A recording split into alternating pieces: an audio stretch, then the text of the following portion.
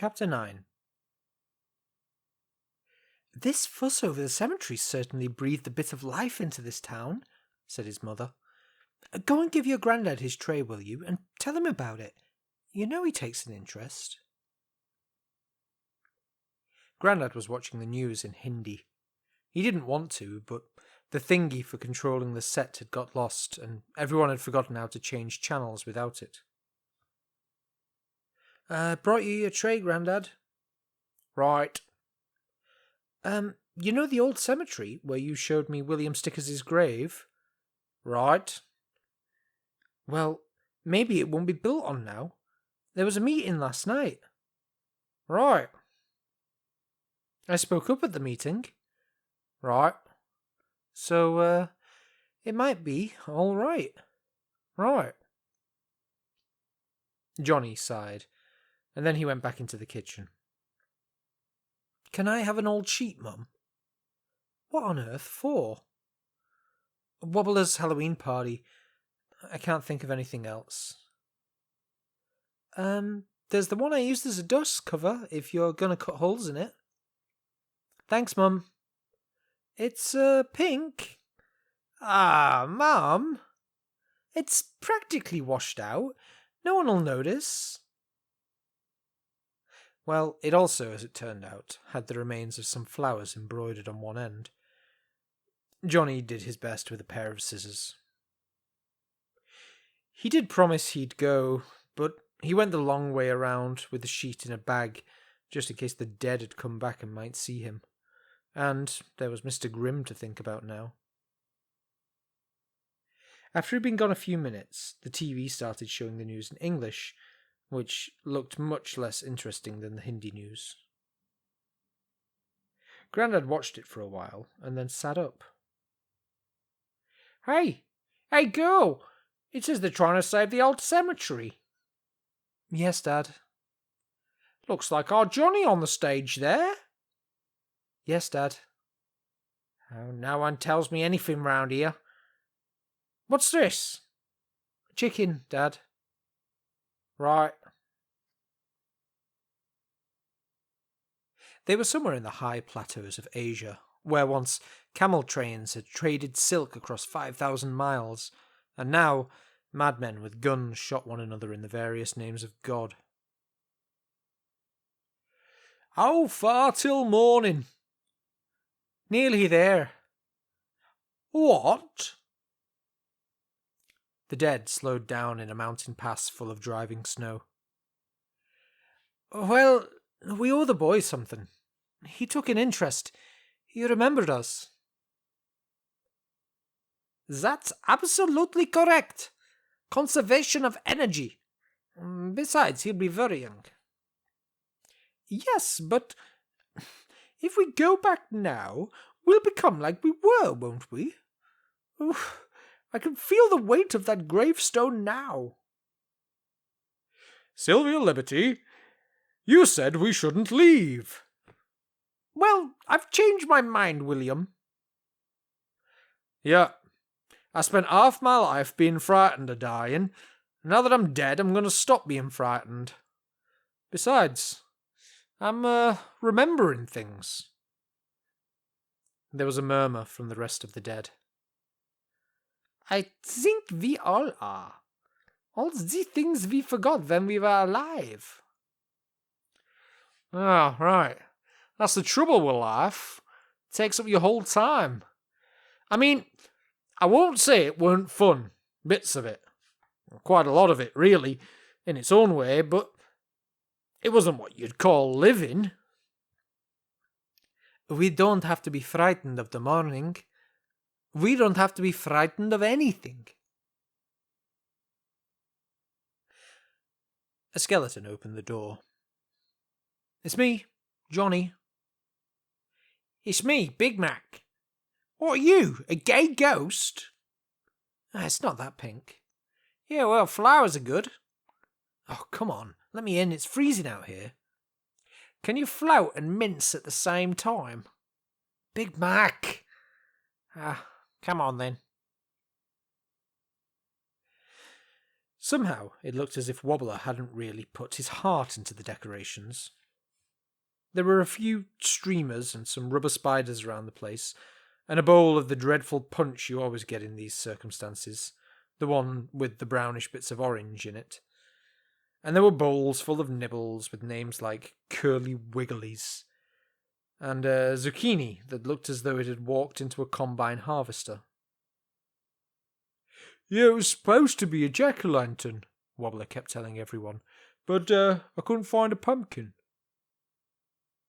Met Hannibal Lecter in a dark alley, did it? Said Yoles. Yeah, well, plastic bats are good, aren't they? They cost 50p each. You want some more punch? There were other people there too, although in the semi-darkness it was hard to make out who they thought they were. There was someone with a lot of stitches and a bolt through his neck, but that was only Nodge, who looked like that anyway. There were a bunch from Wobbler's computer group who could get drunk on non-alcoholic alcohol and then stagger around saying things like, "Oh, I'm totally mad, me." There were a couple of girls that Wobbler vaguely knew. It was just that kind of party. You knew that someone would put something in the punch, and everyone would talk about school, and one of the girls' dads would turn up at 11 o'clock and hang around, looking determined, and put a damper on things, as if they weren't soaking wet already. "We could play a game," said Big Mac. "Not Dead Man's Hand. Not after last year.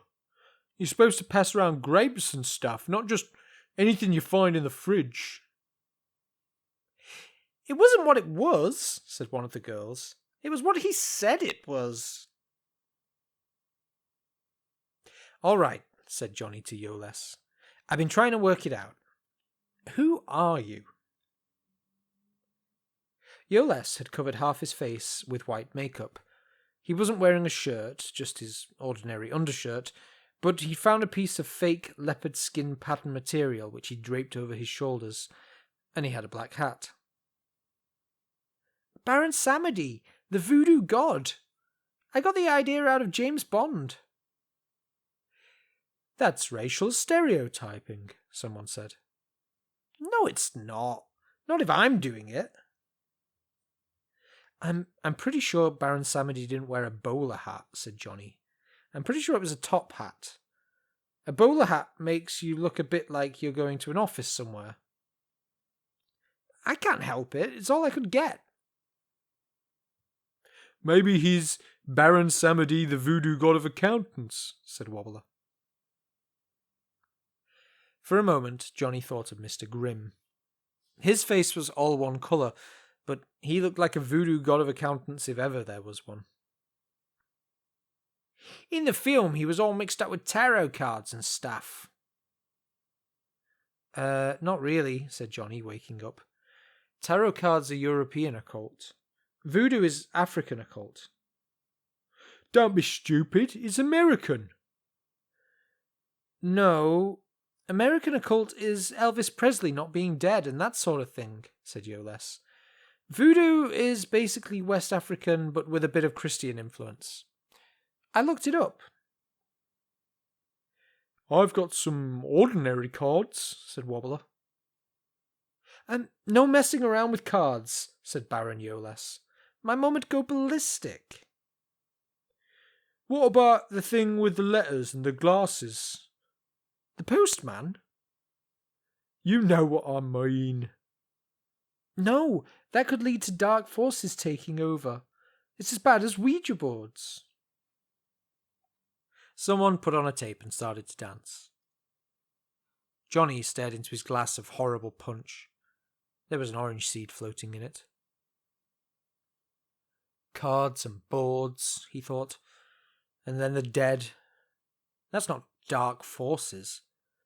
Making a fuss about cards and heavy metal and going on about Dungeons and Dragons stuff because it's got demon gods in it is like guarding the door when it is really coming up through the floorboards. Real dark forces aren't dark. They're sort of grey, like Mr Grimm. They take all the colour out of life. They take a town like Blackberry and turn it into frightened streets and plastic signs and bright new futures and towers where no one wants to live and No one really does live. The dead seem more alive than us. And then everyone becomes grey and turns into numbers. And then, somewhere, someone starts to do arithmetic. The demon god Yoth Ziggurat might want to chop your soul up into little pieces, but at least he doesn't tell you that you haven't got one, and at least you've got half a chance of finding a magic sword. He kept thinking about Mr. Grimm. Even the dead kept away from him. He woke up to hear Wobbler say, "We could go trick-or-treating." "My mother says that's no better than begging," said Yoles. "Ha! It's worse than that around Joshua and Clement. It's called giz a quid or kiss your tyres night-night." "Well, we could do it round here. Or we could go down to the mall." "That'll just be full of kids in costume running around screaming." "A few more won't hurt then," said Johnny. "All right then, everybody. Come on." In fact, Neil Armstrong Mall was full of the other people who'd run out of ideas at Halloween parties. They wandered around in groups looking at one another's clothes and talking, which was pretty much what people did normally in any case, except that tonight the mall looked like Transylvania on late shopping night. Zombies lurched under the sodium lights. Witches walked around in groups and giggled at the boys. Grinning pumpkins bobbed on the escalators. Vampires gibbered among the sad indoor trees and kept fumbling their false fangs back in. Mrs. Tachyon rummaged for cans in the litter bins. Johnny's pink ghost outfit caused a lot of interest. "Seen any dead around lately?" said Baron Yoles when Wobbler and Big Mac had gone off to buy some snacks.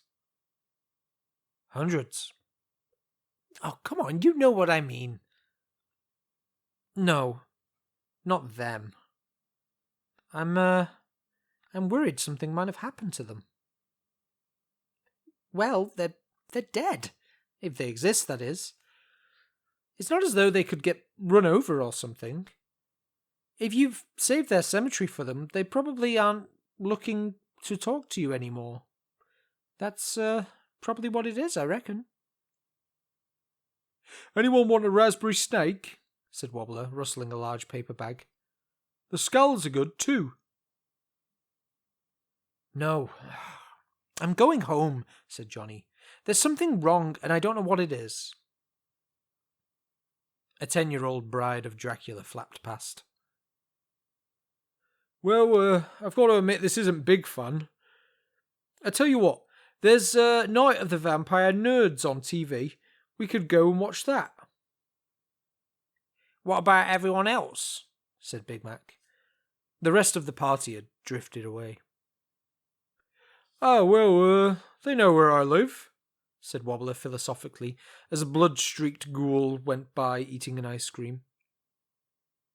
"I don't believe in vampire nerds," said Big Mac as they stepped into the night air. It was a lot colder now, and the mist was coming back. "Oh, I don't know. That'd be the kind we'd have around here." "They'd suck fruit juice," said Yoles. "Their mama'd make 'em go to bed late," said Big Mac. But they had to think about that one. "Why are we going this way?" said Wobbler. "This isn't the way back." "It's all foggy, too." "It's just the mist off the canal," said Johnny. Wobbler stopped. "Oh, no." "It's quicker this way." Yes. Quicker? Yeah, 'cause I'm gonna run." "Don't be stupid." "It's Halloween."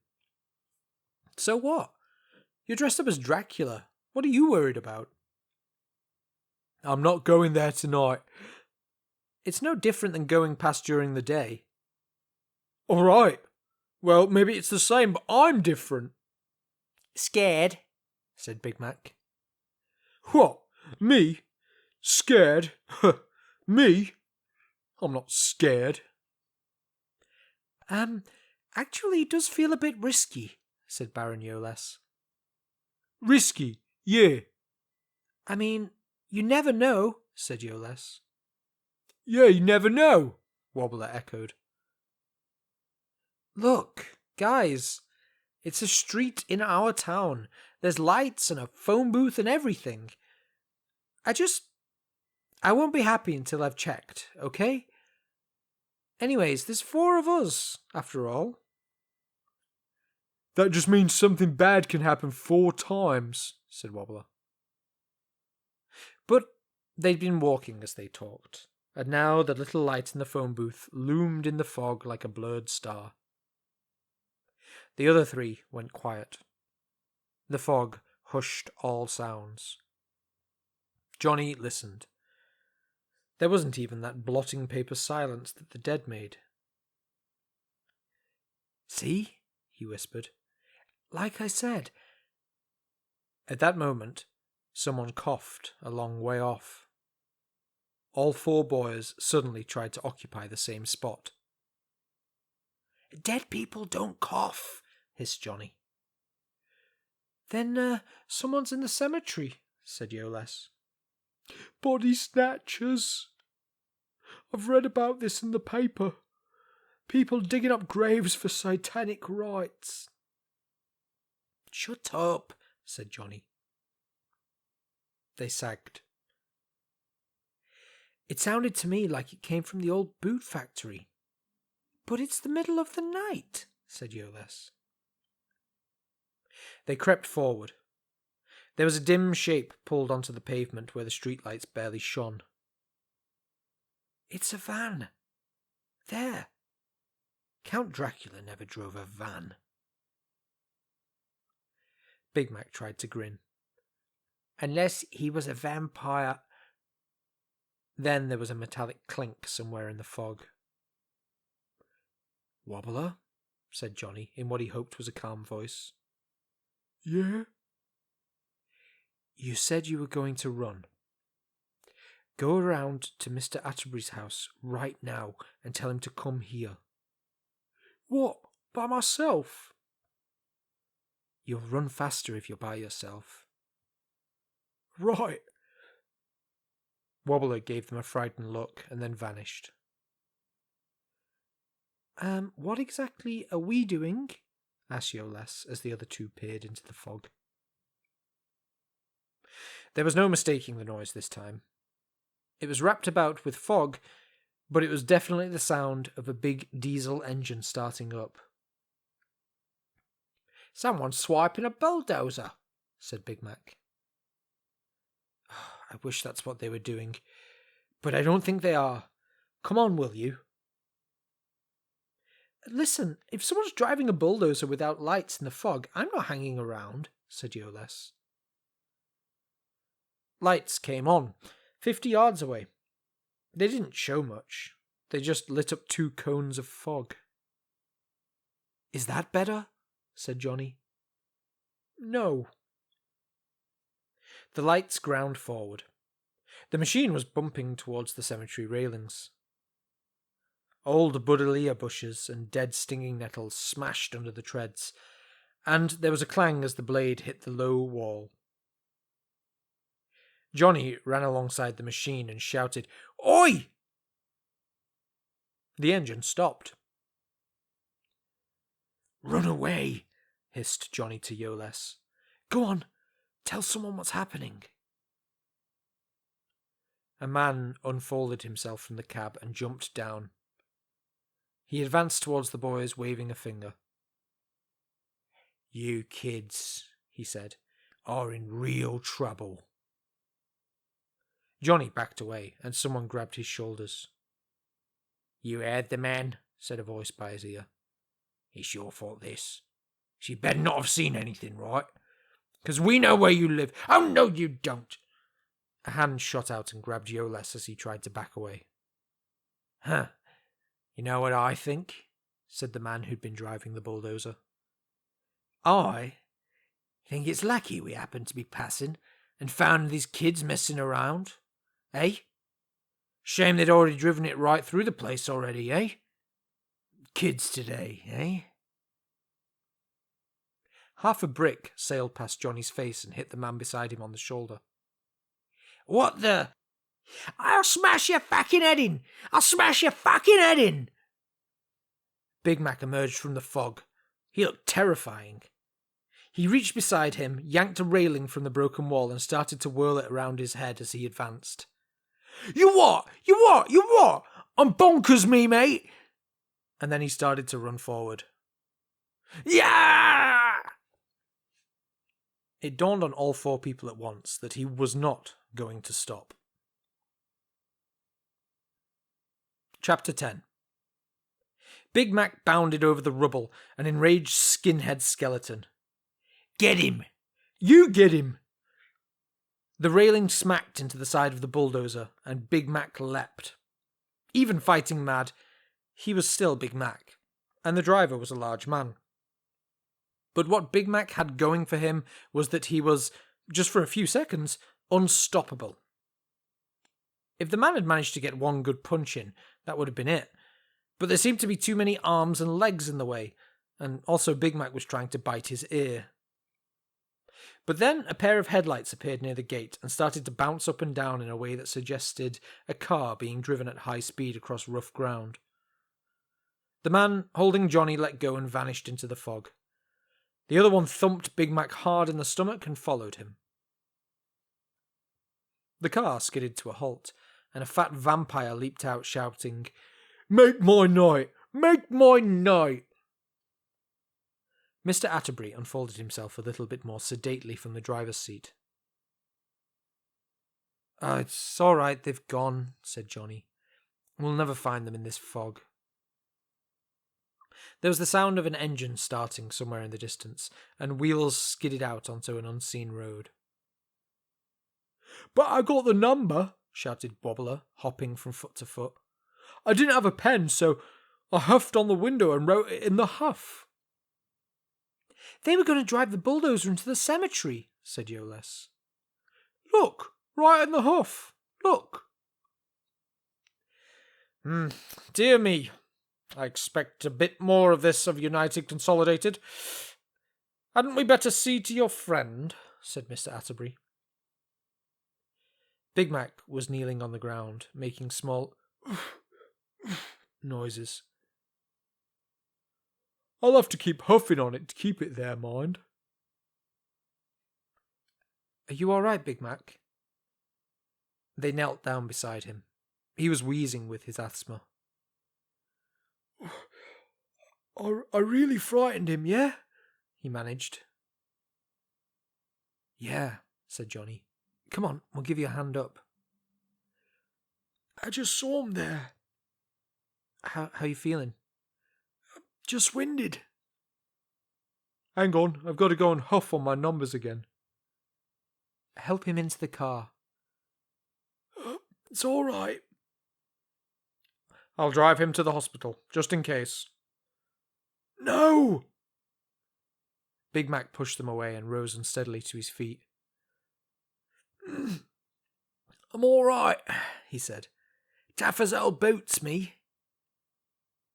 Red and blue lights bloomed in the fog, and a police siren dee-darred once or twice, and then stopped out of embarrassment. "Ah," said Mr. Atterbury. "I rather think my wife got a bit excited about things and phoned the police. Big Mac, isn't it? Would you recognise those men if you saw them again?" "Sure. One of them's got teeth marks in his ear." But then Big Mac suddenly had the hunted look of one who has never seen quite eye to eye with a constabulary.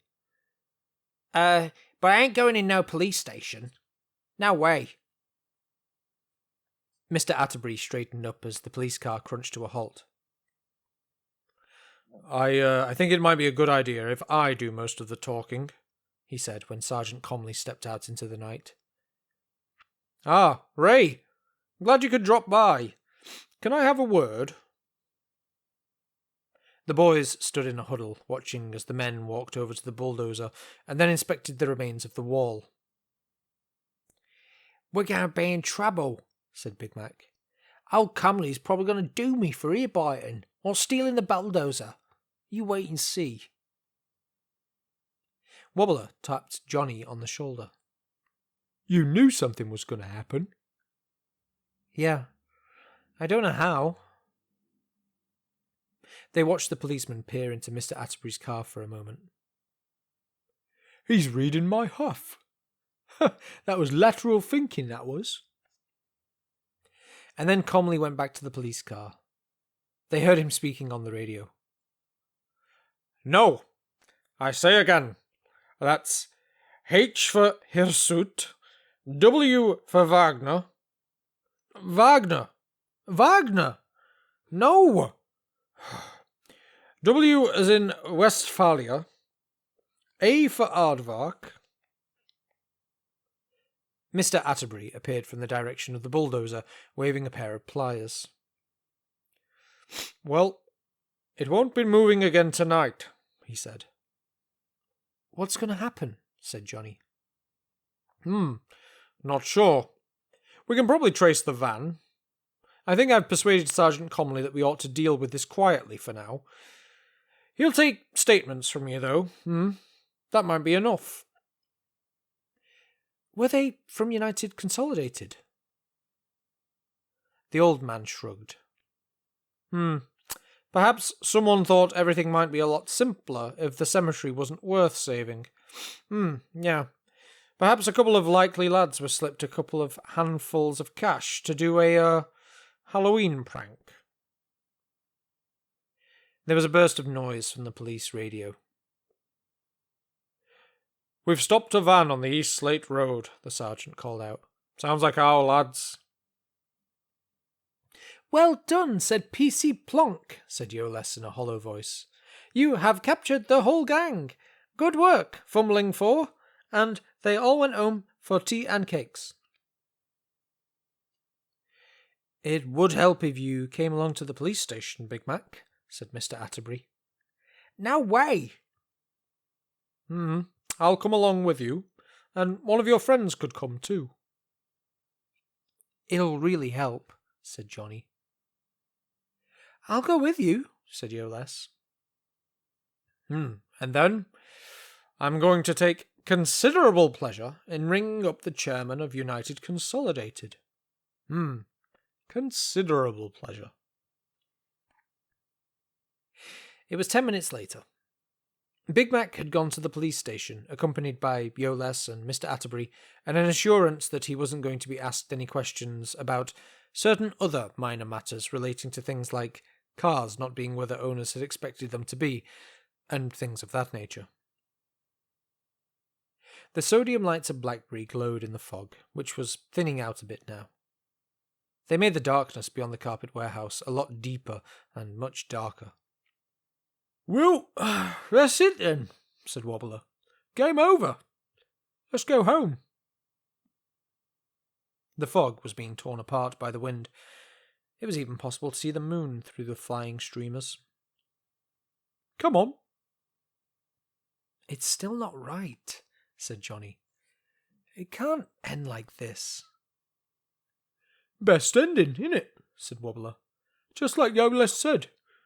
Nasty men foiled. Kids save the day. Everyone gets a bun. The abandoned bulldozer seemed a lot bigger in this pale light. The air had a fizz to it. Something's gonna happen, said Johnny, running towards the cemetery. Now, look! Come on! No! Not in there! Johnny turned around. And you're pretending to be a vampire? But, come on! The railings have been knocked down. But it's nearly midnight, and there's dead people in there. Well, we're all dead sooner or later. Yeah, but me? I'd like it to be later, thank you very much. Johnny could feel it all around him. A squashed feel to things, like the air gets before a thunderstorm. It cracked off the buckled gravestones and tinged on the dusty shrubberies. The fog was pouring away now, as if it was trying to escape from something. The moon shone out of a damp, blue-black sky, casting darker shadows on the ground. North Drive and Eastway, they were still there, but They didn't look the same now. They belonged somewhere else. Somewhere where people didn't take the roads of the dead and give them the names of the streets of the living. "Wobbler," said Johnny without looking around. Yeah. "Are you there?" Yeah. "Thanks." He could feel something lifting off him, like a heavy blanket. He was amazed his feet still touched the ground. He ran along North Drive to the little area where all the dead roads met. There was somebody already there. She spun around with her arms out and her eyes blissfully shut, the gravel crunching under her feet, the moonlight glinting off her ancient hat. All alone, twirling and twirling. Mrs. Tachyon danced in the night. Not all alone. The air sparkled.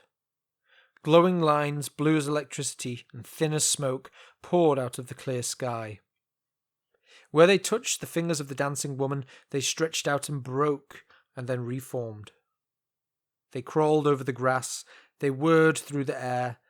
The whole cemetery was alive with pale blue comets. Alive. Mrs. Tachyon's feet were off the ground. Johnny looked at his own fingers.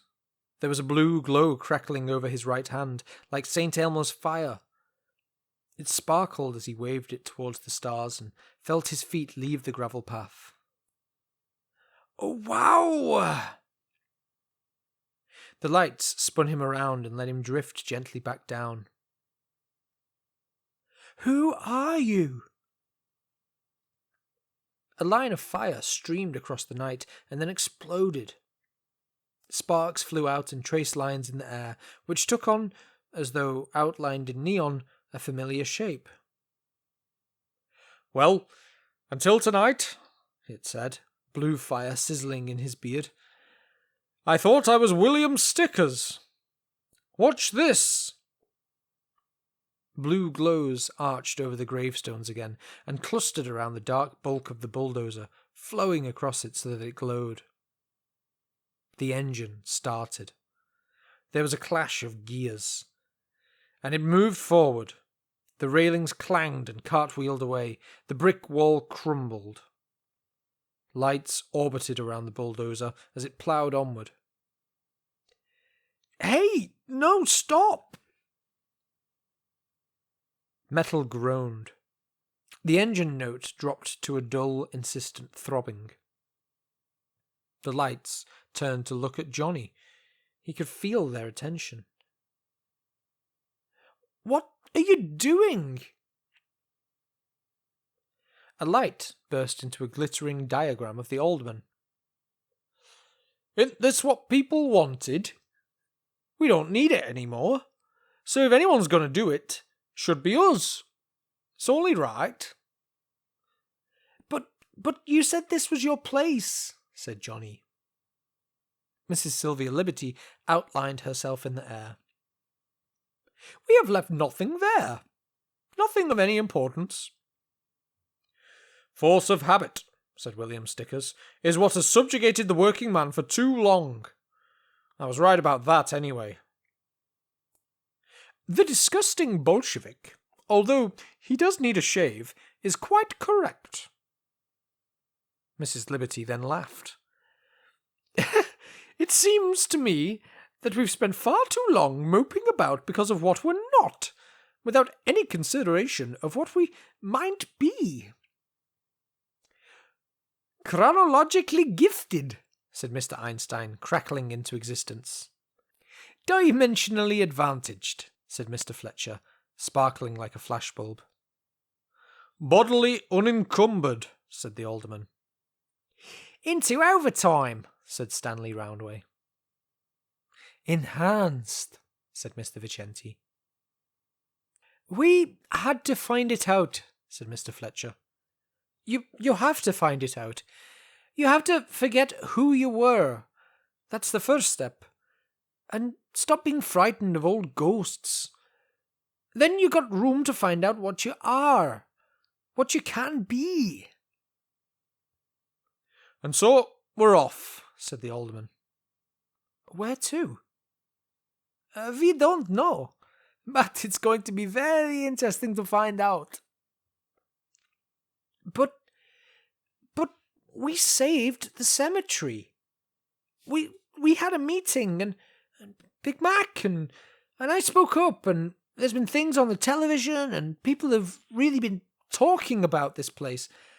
No one's going to build anything on it anymore. There's been bird watchers here and everything. Turn the machine off. We saved the cemetery. But we don't need it anymore. We do. The dead looked at him. We do. We need it to be there. The diesel engine chugged. The machine vibrated. And the dead, if that's what they still were, seemed to be thinking. And then Solomon Einstein nodded.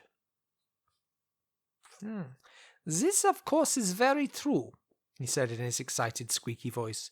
It all balances, you see. The living have to remember. The dead have to forget. Conservation of energy. The bulldozer's engine stuttered into silence. Mr. Vicenti held up a hand. It glowed like a firework. We came back to say goodbye and thank you, he said.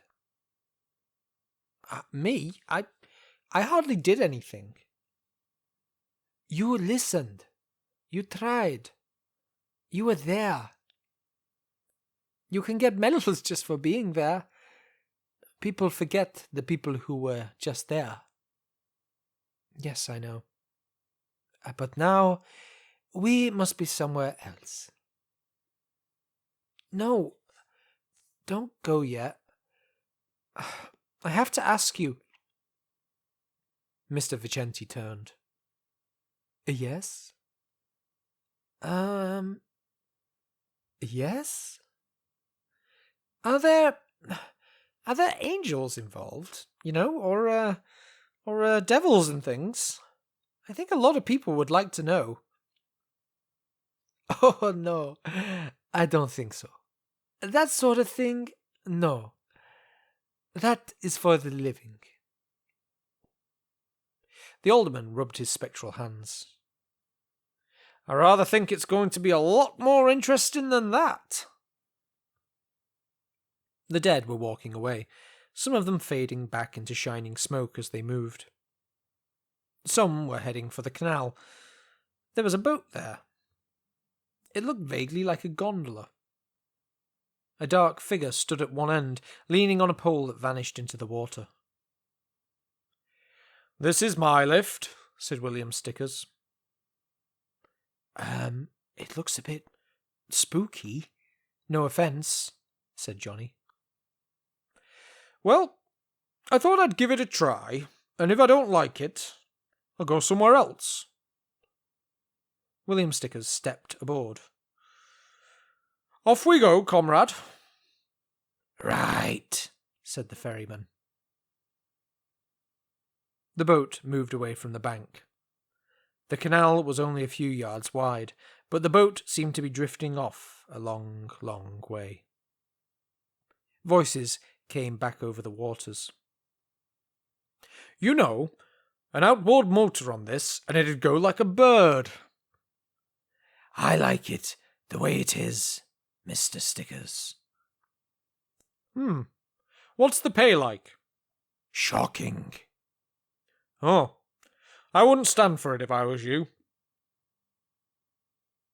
The alderman walked up.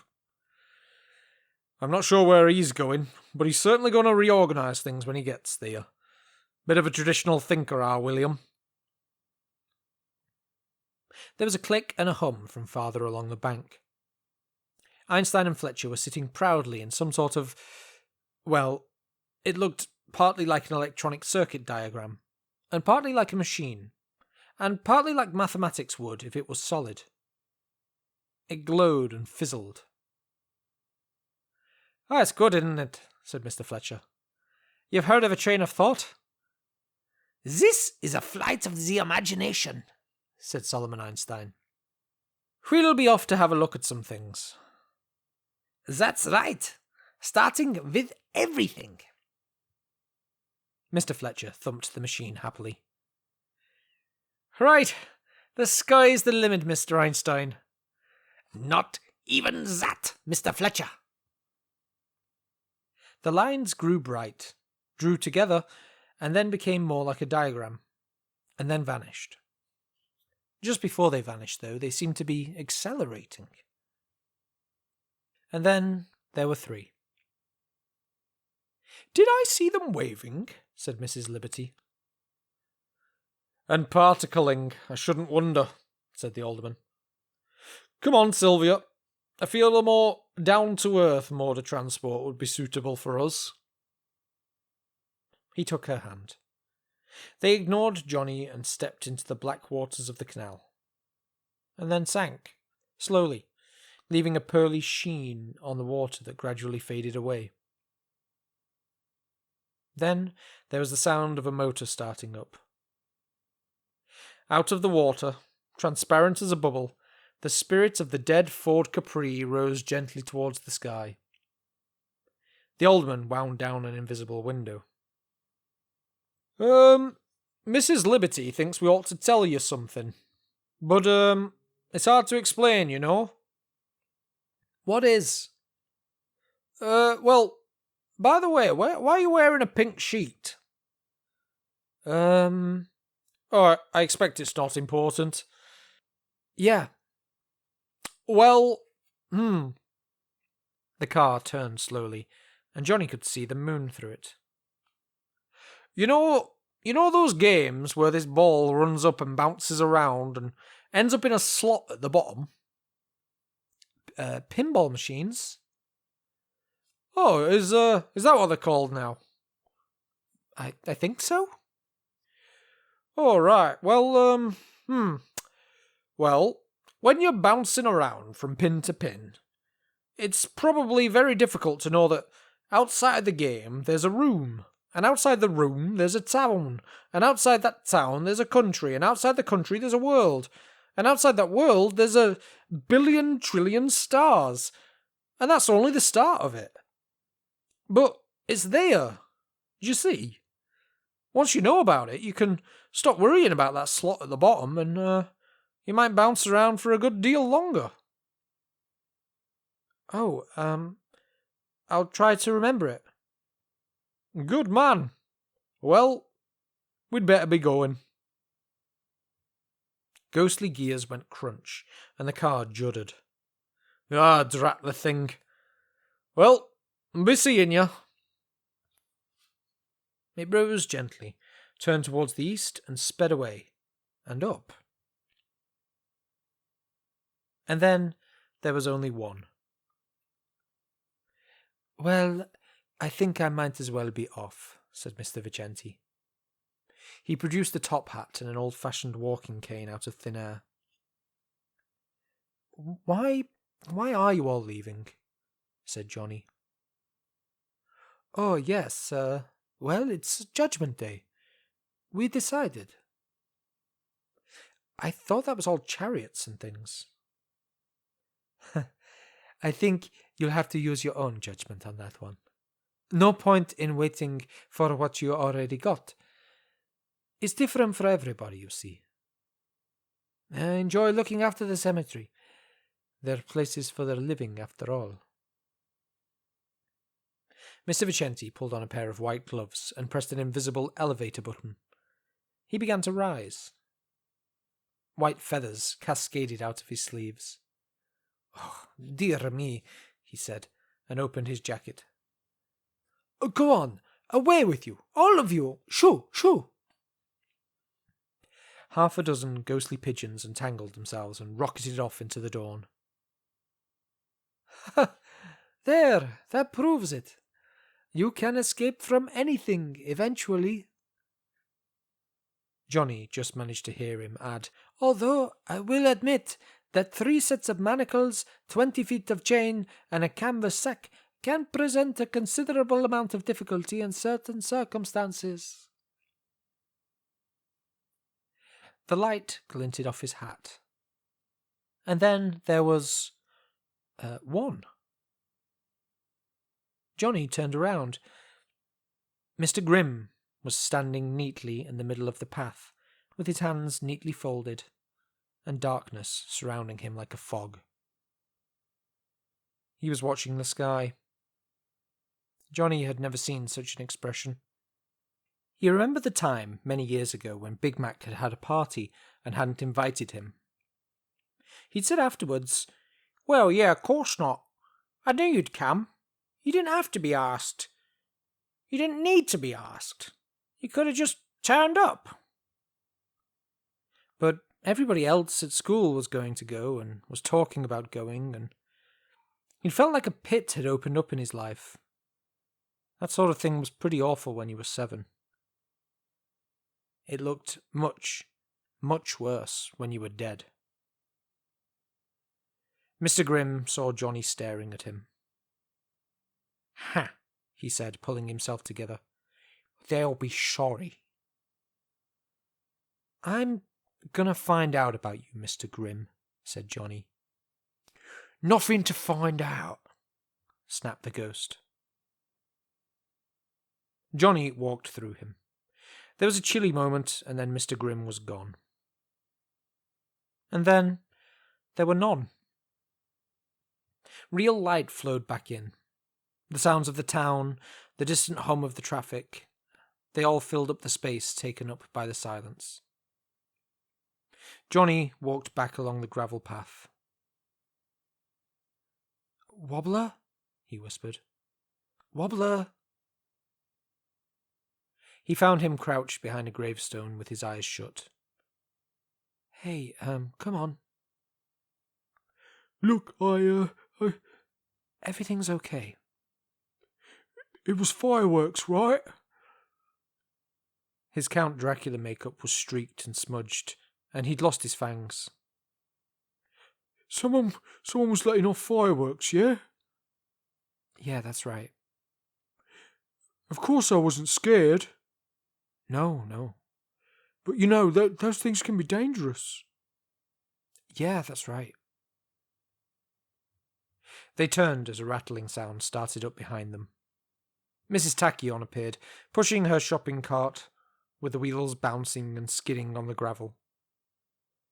She ignored both of them. They stepped aside hurriedly as the cart, one wheel squeaking, vanished into the gloom. And then they walked home through the morning mists. Chapter 11.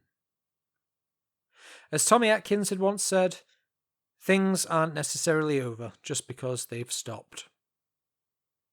There was Big Mac, for a start. Yoles had gone home with him, and Big Mac's brother had been waiting up, and then had started on at him, and Big Mac had looked at him strangely for a few seconds, and then hit him so hard that he knocked him out. Yoles said with awe in his voice that it had been so hard that the word "ta" was printed in pen on the brother's chin. And then he'd growled at Clint, and the dog had hidden under the sofa. So Yoles had had to get his mother out of bed to bring her car around, to carry Big Mac's suitcase, 3 tropical fish tanks, and 200 copies of Guns and Ammo back to her spare room. Then there was the generous donation to the Blackberry Volunteers by United Amalgamated Consolidated Holdings. As Mr. Atterbury had said, it's amazing what you can do with a kind word, provided you've also got a big stick. The cemetery was already looking more lived in. There were endless arguments among the volunteers, who wanted it to be a habitat, and the ones who wanted it to be ecology, and a middle group who just wanted it to be clean and tidy. But at least it was wanted, which seemed to Johnny to be the most important thing. It took Johnny a week to find what he wanted, and when he found it, he took it along to the cemetery after school when no one was about. There was frost on the ground. "Mr. Grimm?" He found him by the canal, sitting and staring at the water. Mr. Grimm? Go away. You're dangerous. I thought you'd be a bit lonely, so I brought you this. He opened the bag. Mr. Atterbury helped. He phoned around to some of his friends who've got electrical shops. It's been repaired. It'll work until the batteries die, and then I thought maybe it'd work on ghost batteries. What is it? A very small television. I thought I could, put it right in a bush or somewhere, and no one will know it's there except for you. What are you doing this for? Said Mr. Grimm suspiciously. Well, because I looked you up in the newspaper. May the 21st, 1927. There wasn't very much, just the bit about them finding you in the canal, and the coroner's inquest. Oh? Poking around, eh? And what do you think you know about anything? Nothing. I don't have to explain. Is that why you couldn't leave with the others? What? I can leave whenever I like, said the ghost of Mr. Grimm very quickly. If I'm staying here, it's because I want to be here. I know my place. I know how to do the right thing. I could leave whenever I want, but I've got more pride than that. People like you don't understand that. You don't take life seriously. It hadn't been a long report in the paper. Mr. Vicenti was right. In those days, some things just didn't get a lot of reporting. Mr. Grimm had been a respectable citizen, keeping his head down, a man at the back of the crowd. And then his business had failed, and there'd been some other trouble involving money, and then there'd been the canal. Mr. Grimm had taken life very seriously, starting with his own. People didn't talk about that sort of thing in those days. Suicide was against the law. Johnny wondered why. It meant that if you missed, or the gas ran out, or the rope broke, then you'd get locked up in prison to show you that life was really very jolly and thoroughly worth living. Mr. Grimm sat with his hands clasped around his knees. Johnny realized that he could think of nothing to say, so he said nothing. Instead, he wedged the little pocket television deep in a bush where no one, not even the keenest bird-watcher, could find it. Can you turn it on with your mind? Who says I shall want to? But then the picture came on, and there was the faint, tinkly sound of the familiar signature tune. Oh, yeah, well, let's see. You've missed a week. Mrs. Swede has just found out that Janine didn't go to the party. Mr. Hatt has fired Jason from the shop because he thinks he took the money. And, Archie. Oh, okay. I'll be off then, shall I? Right. Johnny backed away. I'm sure the hours will just fly by. Right. So, cheerio then. Right. Mr. Grimm? Johnny wanted to say, you can leave any time you want, but there seemed to be no point. Yeah, right. Johnny watched for a while, and then turned and walked away. The other three were waiting for him by the phone booth. Was he there? Said Yoles. Yeah. What's he doing now? Watching television. I expect ghosts do that a lot, said Wobbler. Yeah, I expect so. You alright? Yeah, just, thinking about the difference between heaven and hell. That doesn't sound alright to me. Johnny blinked and looked round at the world.